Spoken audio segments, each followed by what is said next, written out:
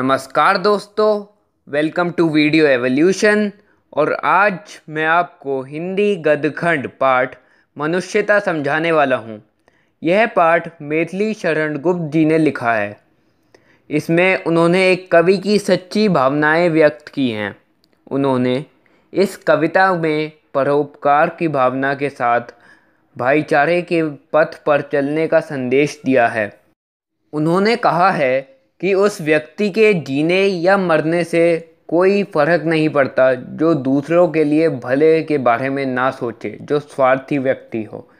सुमृत्यु वही होती है तो जो दूसरों का भला करने के बाद प्राप्त होती है, और मरने के बाद भी लोग आपको याद करते हैं। उन्होंने उदारता की भावना को महत्व देते हुए कहा है कि उदार की कीर्ति युग युग तक गूंजती है। पूर्ण जगत उदारता को पूजता है।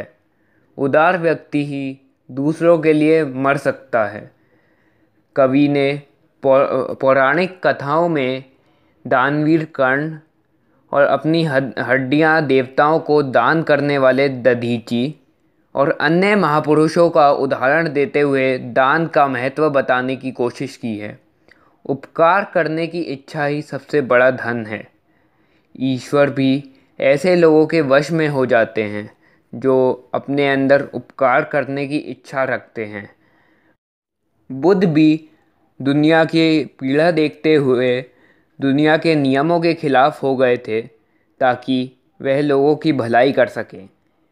लोगों की भलाई का काम करने के कारण वह आज भी पूजे जाते हैं और वह सच में पूजनीय हैं। संसार में कोई अनार्थ नहीं है। भगवान के हाथ इतने लंबे हैं कि वह सबके ऊपर आ जाते हैं। यश और संपत्ति पर घमंड करने वाला सबसे बड़ा भाग्यहीन होता है। जैसे संसार के सभी देवी देवता जनहित के लिए मिलजुल कर काम करते हैं, उसी तरह मनुष्य को भी जनहित के लिए मिलजुल कर काम करना चाहिए।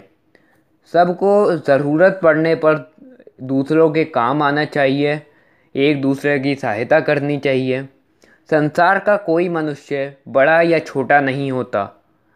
मनुष्य का दूसरे मनुष्य से केवल भाई का रिश्ता है, केवल बंधु का रिश्ता है और दुश्मनी का रिश्ता नहीं है। सबके पिता एक ही हैं, वो परमात्मा। हमें अपने लक्ष्य के मार्ग पर हंसते हुए चलना चाहिए और हर बाधा का सामना करना चाहिए। सब में भाईचारा कम नहीं होना चाहिए, केवल बढ़ना ही चाहिए।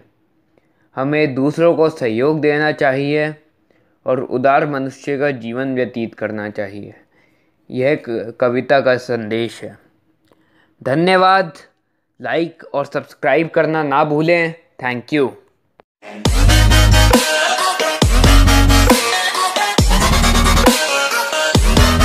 PAP